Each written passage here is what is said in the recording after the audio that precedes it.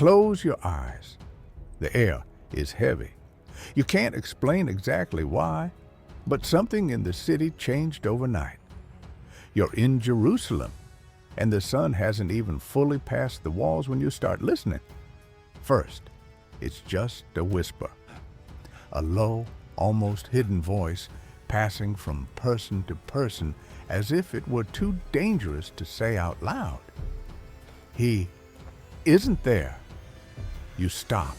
The ground beneath your feet is uneven, cold stone, marked by decades of sandals, blood, and pilgrimages. The smell still carries residue from the festival that ended a few days ago. Roast lamb, smoke, sweat from thousands of travelers who came to celebrate Jewish Easter. But now, there's something else in the air, fear, and something harder to name, confusion. Because 3 days ago, you saw what happened. You saw the man being executed. The sound still echoes in his memory. Wood being lifted, nails piercing flesh, the murmur of the crowd divided between hatred and silence. Roman executions weren't uncommon, but this one, that one was different. Public, intentional, a warning. And now they're saying the body is missing. But that doesn't make sense. You know how Rome works. You've seen soldiers up close, absolute discipline. Failing to guard a tomb sealed with the imperial seal was not a mistake. It was a death sentence. And yet, people keep whispering. You turn a narrow corner, passing a house built directly into the limestone rock like so many here. Archaeologists discovered that these structures were partially carved into the stone, with small inner courtyards and water reservoirs dug into the ground, systems that kept entire families alive amid the region's dry heat. The city is a labyrinth, narrow streets, high walls, little light. Every step echoes. Every voice seems amplified. And then you notice something strange. People are not talking loudly, but they are looking at each other as if they shared a secret too dangerous to confirm. A woman hurries past him. The veil covers part of the face, but you can see the eyes. Scared. But not just scared, there's something there that shouldn't be. Hope. And that's the most disturbing thing of all. Because hope, right now, is dangerous. But that's not all. You approach a small group standing near a rock-cut tomb entrance, a common sight on the outskirts of the city. Evidence suggests that first-century tombs were often sealed with large circular stones set into stone rails to block the entrance, not just for protection, but to prevent any breach. A man whispers, "The guards disappeared." Another responds, almost voicelessly, "Or they were paid." And then the third says something that makes the silence weigh even more. Or they saw something. Your body reacts before your mind understands. A chill runs up your spine because you realize this is not just a rumor, this is growing, spreading through the streets, through houses, through markets that haven't even fully opened yet. And the most disturbing, nobody is able to stop because normal rumors die quickly. But this one is gaining momentum, and you feel that something much bigger than a missing body is happening. Something that no one can yet explain. Something that, if true, it changes everything. But here's what really changes everything. You still don't know that this moment, this fragile, almost invisible whisper, will span centuries, will survive empires, and it will reach you. The city still smells of death, not in a symbolic way, not as a religious metaphor. You feel it in the air, the metallic smell that remains after a public execution mixed with the hot dust, the smoke from the bonfires, the sweat of the pilgrims who still flocked to Jerusalem after Easter. 3 days earlier, Rome had done what Rome always did when it wanted to teach a lesson. It chose a visible place, held up wood against the sky, and turned a man into a warning. And you know it. Everyone knows. Because crucifixion was not just a way of killing, it was a political message. It was Rome saying, "This is what happens to those who threaten order." The streets near the temple are still full. Traders replace baskets of figs, skins of wine, flatbreads piled on worn fabrics. The sound of coins hitting the tables again. Animals stir. Priests walk in a hurry. Guards watch. But underneath it all, there is tension. Jerusalem in those days was not a peaceful city. It was a closed pan over the fire. During the festivals, the population increased drastically, with pilgrims coming from Galilee, Judea, Decapolis, and more distant regions. And where there was a crowd, there was surveillance. Evidence suggests that the Roman presence in Jerusalem intensified during the major Jewish festivals, especially as these religious gatherings could also become hotbeds of political unrest. The Antonia fortress, built next to the temple complex, allowed soldiers to observe the movement in the sacred courtyard from above, like stone eyes over the crowd. And here is the detail that changes the scene. The temple was not just a place of prayer. It was the nerve center of the city. There, faith, economics, power, sacrifice, politics, and fear mixed. The smell of incense rose from the sacred areas but was soon mixed with the smell of animals, the blood of sacrifices, the dust of feet, and the murmur of thousands of voices. And now, something impossible begins to infiltrate this entire system. A rumor, not coming from the palaces, not announced by the priests, not proclaimed by soldiers, coming from ordinary people, women, scared disciples, people without office, without protection, without power. And that makes everything even more dangerous, because if the news was invented by leaders, it could be controlled by leaders. But when it is born on the ground among people who tremble as they speak, it escapes through cracks that no one can close. You pass through a narrow street next to the stone houses. Many dwellings in Jerusalem and Judea used local limestone, with simple floors, thick walls, and inner courtyards that kept out the heat of the day and the cold of the night. Archaeological evidence shows that limestone containers were common in Jewish contexts of the period, because the stone was considered resistant to ritual impurity, a small but powerful detail, revealing a city deeply marked by a concern for purity, law, and the presence of God. And now, in that same purity-obsessed place, they say a tomb has been opened. A tomb, the most unclean place, the place that separated the living and the dead. And that's where the news starts. What most people miss is this. For us today, resurrection may sound like doctrine, like church words, like something already packaged in songs and stained glass. But that Sunday, it wasn't pretty. It was disturbing. It was disorder. It was a scandal. It was a threat. Because if Jesus was alive, then Rome didn't have the last word. If Jesus was alive, then the Sanhedrin had not closed the case. If Jesus was alive, then the cross was not the end of the story. And if the cross wasn't the end, so no one in Jerusalem was safe within the version of reality they had constructed. You feel it on people's faces. Some look away. Others get too close. wanting to hear more. A man laughs, but the laugh comes out dry, nervous, as if he's trying to crush the fear inside his throat. A mother pulls her son by the arm.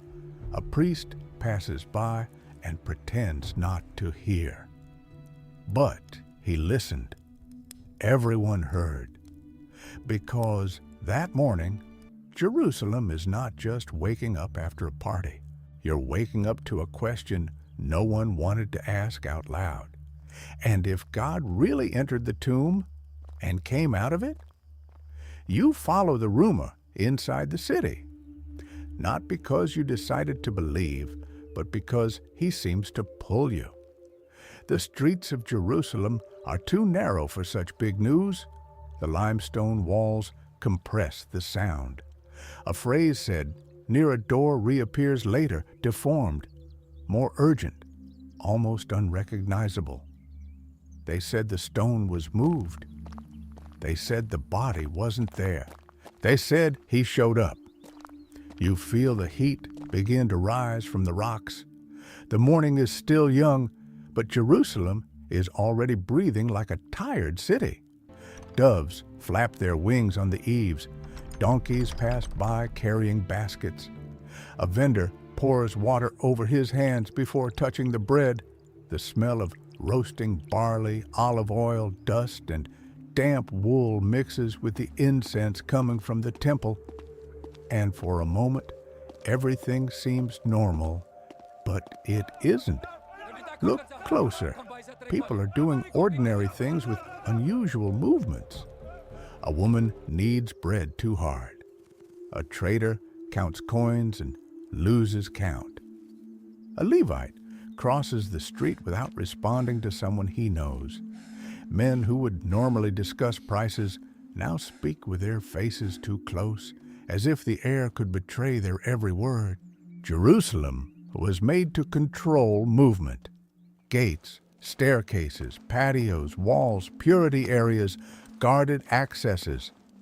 Archaeologists discovered enormous stone structures, paved streets, and drainage systems linked to the Second Temple complex, revealing a city organized to receive crowds, conduct pilgrims, and maintain constant flow around the sanctuary.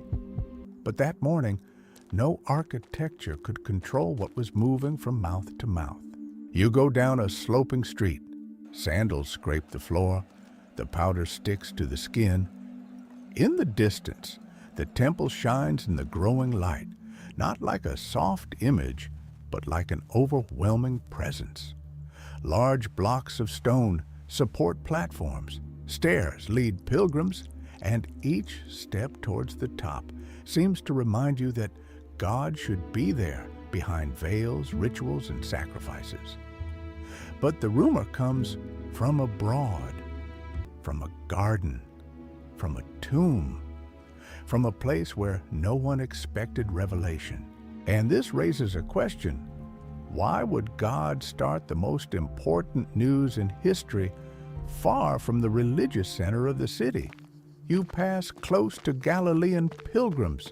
He recognizes their accent, rougher, more rural. Some are scared. Others seem to be looking for someone. One of them says that the women returned from the tomb early.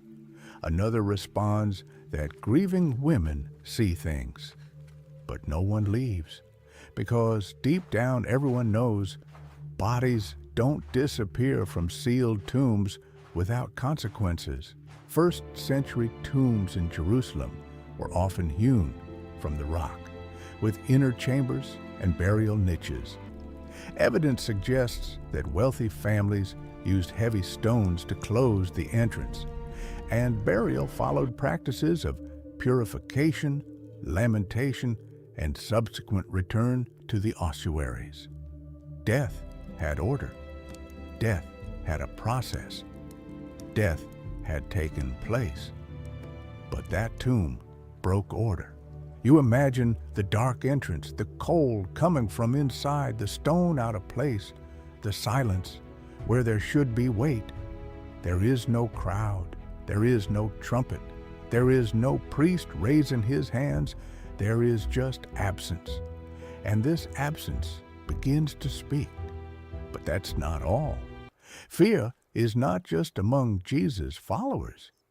It's also in those who thought they had won. You see two men connected to the temple talking quickly near a column. They don't scream. They don't need to. Their faces say enough. If the body was stolen, there's a problem. If the guards failed, there is a problem. But if what the women say is true, so the problem is not political, it's cosmic.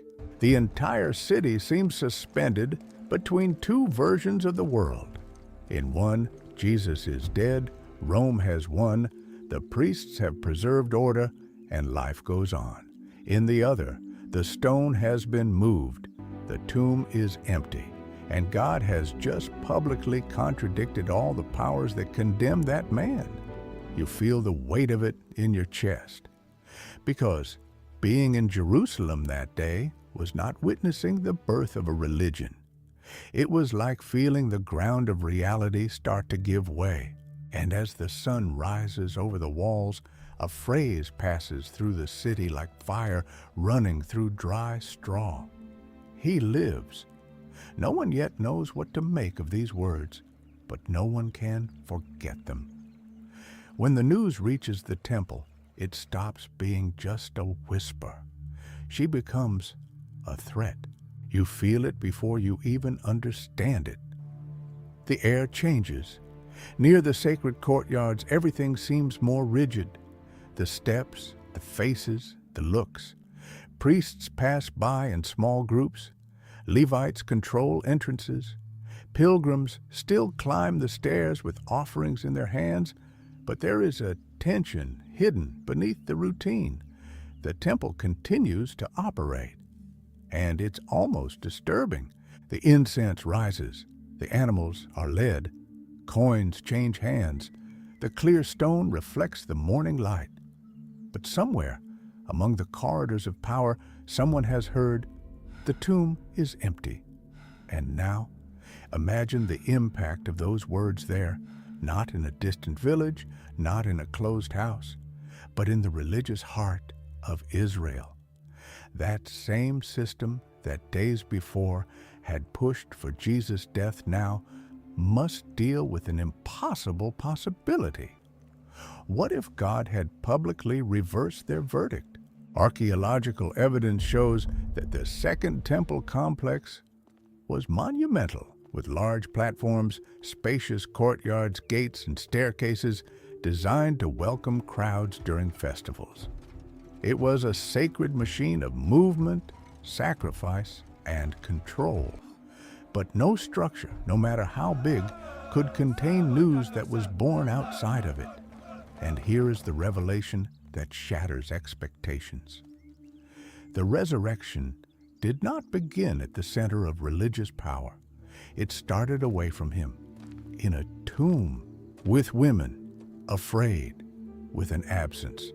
What most people miss is this: God did not choose the most obvious place to announce the greatest victory in history. He did not begin in the courtyard of the priests. It did not begin before Pilate. It didn't start at Fortaleza Antonia, where Rome watched the city from above. It started where everyone thought there was no future, in the place of the dead. And that changes everything. You see a priest stop for a moment when he hears two people talking quietly. He doesn't come any closer, just look. But his face hardens because he understands the danger. It's not just about a missing body, it's about authority. Who has the final say? Pomegranate, the Sanhedrin, death, or God? If the disciples stole the body, the problem is with the police. If women are confused, the problem is emotional. But if Jesus was resurrected, the problem is spiritual, theological, cosmic. And there aren't enough guards to arrest it. The city begins to divide without realizing it. Some scoff. Others are afraid. Some say it's a lie. Others want to know where the disciples are. There are those who look for the guards. There are those who repeat the rumor just to hear their own voice saying the end possible. He lives. But no one says that lightly, because these words have a cost. To say that Jesus lives is to say that the cross was unable to silence him. It is to say that public shame has been turned inside out. It is to say that that man abandoned outside the walls now carries an approval that no human court could take away. Evidence suggests that Roman crucifixions were designed to destroy not only the body, but the public honor of the victim. The crucified person was shown as defeated, reduced to a living warning. But the message of the empty tomb attacks precisely this point. The condemned man has been vindicated. But that's not all. There is another, deeper fear. If Jesus was resurrected, then everything he said needs to be heard again. Every parable, every cure, every confrontation, every word about forgiveness, judgment, the kingdom of God, mercy, hypocrisy, the cross, eternal life. Nothing could any longer be treated as an exaggeration by a Galilean preacher. You feel this weight in the city. It's as if Jerusalem is trying to go about its normal day while an invisible crack opens beneath its feet. Bread is still sold. The water is still carried. Sacrifices still happen. The soldiers still keep watch. But something has already escaped. And the scariest thing is that it doesn't look like human strength. It looks like fire hidden inside dry straw. You pass a group of men arguing. One of them insists that someone removed the body during the night. Another asks how this would be possible with guards nearby. A third remains silent. This silence says more than the arguments, because there are questions that the mind tries to expel, but the heart continues to listen. And then you understand, the empty tomb offers no immediate comfort. He confronts, he forces each person in Jerusalem to choose what they will do with the possibility that God has spoken without asking permission from those in power. The stone was moved, not for Jesus to just leave, but for Jerusalem to look within and discover that death was empty. The rumor doesn't stop at the temple. He goes down to the houses, enter through the doors, climb up the terraces. He passes through courtyards where women wash their hands, where children play near jugs of water, where men try to appear calm while listening to words that could cost them their lives. You are in one of these houses. The door is closed, not locked just by wood, but by fear. Outside, Jerusalem is still alive. You still hear footsteps, animals, vendors, voices, but inside, the air is heavier. The room is simple, with thick walls, perhaps with an internal courtyard and a staircase leading to the flat terrace. Houses of the period often used local stone, wooden beams, and compacted earth coverings, creating cool, dark, and cramped spaces. And in this grip, the disciples breathe like persecuted men. They don't look like founders of a world religion. They look like survivors. And now, this changes the way you see everything, because the first resurrection community did not start out brave. It started hidden. It started behind doors. It started with people trying to understand whether hope was safe enough to believe. One of them walks back and forth. Another stares at the ground. Someone repeats what the women said. Another shakes his head. Pedro maybe silent, carrying a weight that no one needs to name. The last time he had a chance to appear faithful, he denied it. What most people miss is this: the resurrection did not find ready people, found broken people. And maybe that's why she still speaks so deeply. You smell burning lamp oil. The flame is small, unstable, casting shadows on the walls. Evidence suggests that first-century oil lamps were made of clay, small enough to fit in the hand, producing more smoke than light. A single flame could change the face of everyone in the room, and in that room, every face carries a question. What if it's true? But also, what if we believe and we're next? Because Rome didn't play with messianic movements. Leaders were killed to disperse followers. The cross was a public tool of terror. If someone started announcing that the crucified person lives, it could sound like a direct challenge to the empire. But the disciples' fear was not just political, it was personal. They had fled, slept when they should be watching, denied when they should have confessed, observed from a distance when they should have remained close. And now, if Jesus is alive, joy is mixed with shame. But here's where it shifts. The biggest news in the world reaches people who may feel unworthy of receiving it first. Do you realize how strange this is? God doesn't wait for them to get it together. Don't expect them to prove courage. Don't expect them to craft a perfect speech. News gets into their hideout before they can get out of it. Outside, leaders may be preparing an expo lication. Maybe guards are being interrogated. Maybe money is changing hands. Perhaps the official version is already being born. But inside, the fight is different. It's the heart trying to decide if it can still be loved after failing. And this spans centuries. Because maybe you know this room, not the same walls, but the same fear. That internal place where you hide after making mistakes, where you close doors, avoid questions, try to survive with a tiny flame flickering in the dark. The resurrection doesn't just invade cemeteries. She breaks into hiding places. Look closer. Before transforming crowds, she begins by transforming scared people. Before reaching the nations, she needs to go through Peter's shame, Thomas's doubt, Mary's mourning, the silence of those who no longer knew who they were without Jesus. And perhaps this is the most human part of the story. The tomb is empty, but the disciples are still filled with fear.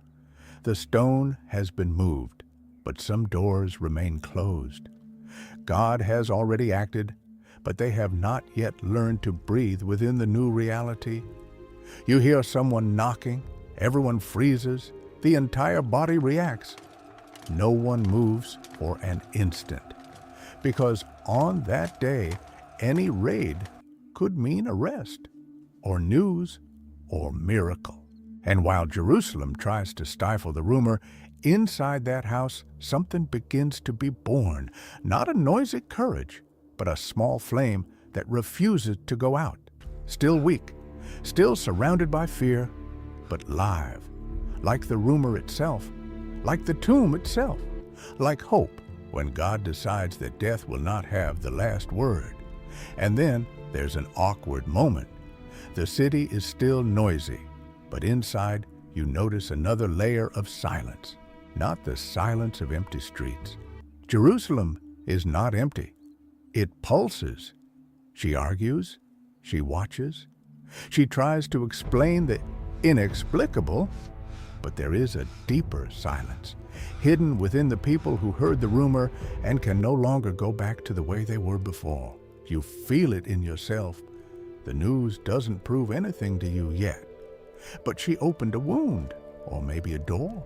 Because if Jesus lives, then human history is not as closed as it seemed. The guilt is not so final. Violence is not so sovereign. Death is not so absolute. And now, this is the part that touches the deepest. The resurrection begins to act even before it is fully understood. You see it in the faces. A man who was mocking just now is silent. A crying woman seems confused by her own hope. A hidden disciple may still tremble, but he no longer trembles in the same way. Something has changed, not on the streets first, within. Archaeological evidence shows that many houses of the period had flat terraces used for prayer, rest, and conversation at dusk. Simple spaces made of beams, reeds, and compacted clay where families could breathe after the heat of the day. And perhaps that night, on some terrace in Jerusalem, someone looked up at the sky with the same question burning in their chest. What if it's true? What most people miss is this. Faith was not born that day as a comfortable certainty. It was born as a tremor, born as ordinary people trying to breathe after losing everything. It was born between closed doors, narrow corridors, low voices, and wounded hearts.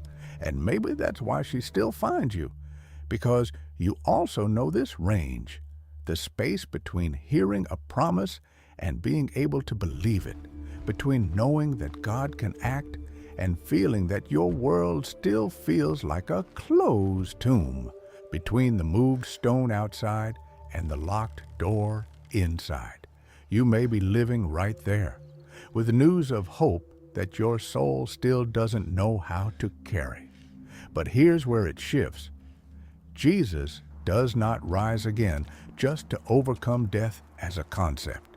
He resurrects to enter the places where living people are still buried. Fear, shame, grief, failure, blame. That closed room of the disciples was not so far from a tomb. There was air, there was light, there were voices, but there was also a sense of ending. And that is where the resurrection needs to arrive. Not just the garden, not just the stone, not just angels, to the hidden heart. You feel the texture of the cold wall under your hand. Hear the wood creak. See the lamp flame flicker. The smell of burnt olive oil remains in the air. Outside, footsteps pass quickly along the street, and inside, someone whispers, "He showed up."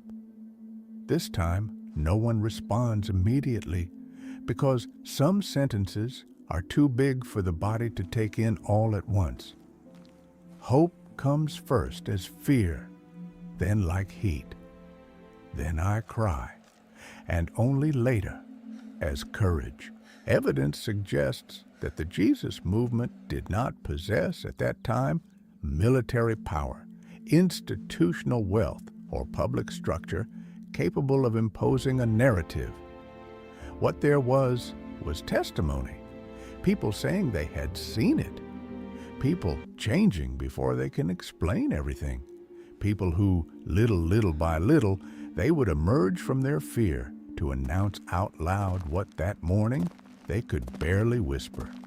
But that's not all. The most impressive thing is not that Jerusalem heard the rumor. The rumor survived Jerusalem. He survived the fear of his disciples, survived opposition from leaders. He survived the empire that crucified Jesus. It survived the centuries, the persecutions, the doubts, the ruins, the languages, the continents. And now it comes to you, not like old information, but as a living question. What would you do if you discovered that the part of your life that seemed over was not the end? What if God has already moved a stone that you haven't had the courage to visit yet? What if the place you avoid, that memory, that guilt, that failure, that grief, is right where the first light is starting to shine through? The city doesn't understand everything yet. Neither do the disciples. You might not either. But the resurrection never asked for complete understanding to begin to transform someone. It starts with a crack, a rumor, a voice, a possibility too small to seem safe and too strong to die. You begin to realize that Jerusalem has not changed its appearance, and that's perhaps the strangest thing. The stones remain in the same place. The temple continues to shine. Soldiers still carry spears. Traders still discuss prices. Mothers still call their children by name. Water is still pulled from reservoirs. The bread still needs to be baked. The world looks the same, but it's not, because sometimes God changes the story before the eyes can follow it. That morning, there was no decree in the sky visible to everyone. There were no flags descending over the walls. There were no Roman trumpets suddenly falling silent. The greatest disruption in history began as something too small to seem invincible. An open tomb, some women running, disciples locked away, a rumor, and yet he was greater than Caesar. Look closer. Empires usually announce victory with monuments, coins, stone inscriptions, parades, and engraved names, so that no one forgets who won. Archaeologists discovered countless examples of this Roman world of public propaganda. Inscriptions, arches, imperial coins, images of power spread to teach people to obey. But the resurrection begins without a monument, no currency, no army, without a room full of important men controlling the narrative. It starts with witnesses shaking, and that changes everything, because God didn't seem to be trying to impress Jerusalem. He seemed to be sowing something in her. What most people miss is this: the resurrection did not begin as a spectacle to convince the curious. It started as a meeting to restore broken ones. Maria didn't need an argument first. I needed to hear your name. Peter didn't need a position first. He needed to discover that his denial was not stronger than mercy. Thomas did not need to be humiliated for doubting. I needed to find the marks and realize that the resurrected one did not erase the wounds to prove victory. He carried them transformed. And here's where it becomes personal.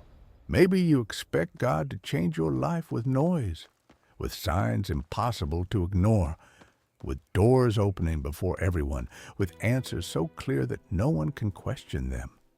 But often, he begins as he began in Jerusalem, in silence, on a confusing morning, in a place where you only expected to find loss, in news too small to sustain all your faith, but strong enough to prevent you from returning to who you were.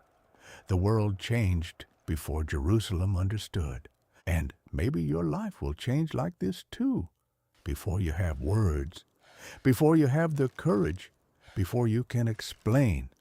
First, a stone out of place, then a question in the chest, then a hope that you can no longer bury.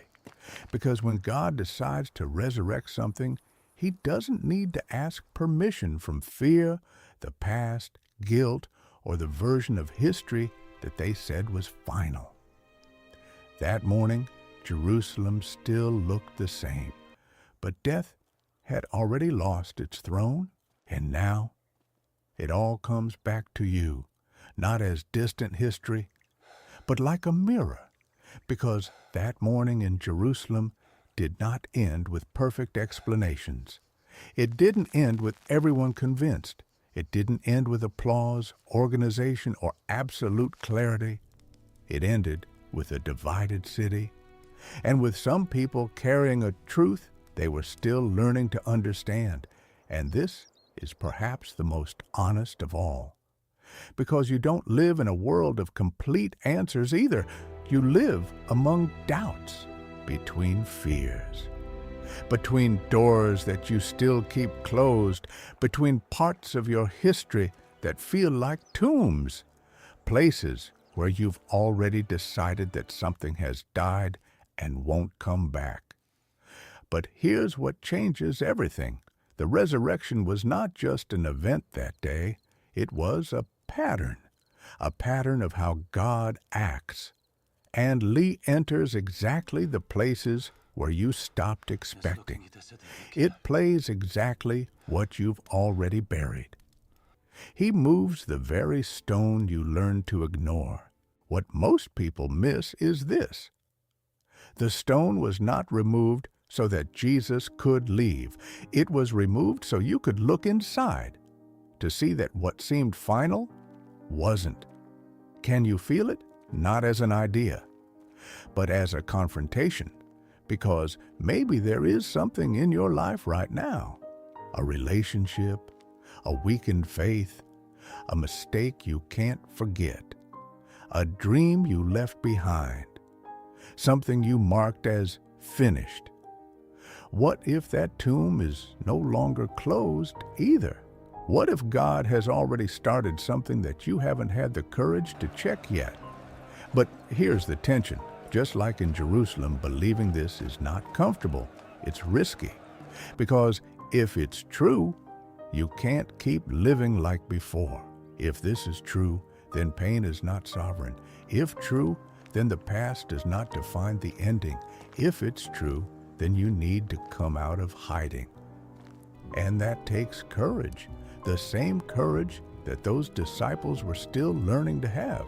Evidence suggests that historical movements rarely begin with strong, confident people. They begin with imperfect witnesses who were transformed by something they could not deny. And that's exactly what happened there. Ordinary people scared, but unable to silence what they had seen. And maybe that's what's happening to you right now. Not completely sure, but a restlessness that won't go away. A question that keeps coming back. A feeling that there is more, even when everything looks the same on the outside. So here is the question that kept echoing in Jerusalem, and now it echoes in you. If the tomb really was empty, what does this change in your life? And even deeper, what is the rock that you need to have the courage to face? If this experience made you see this story in a way you've never seen before, leave a like, subscribe to the channel, and share with someone who needs to hear this. And now tell me, if you were in Jerusalem that day, you would have believed, or would I have gone away trying to forget?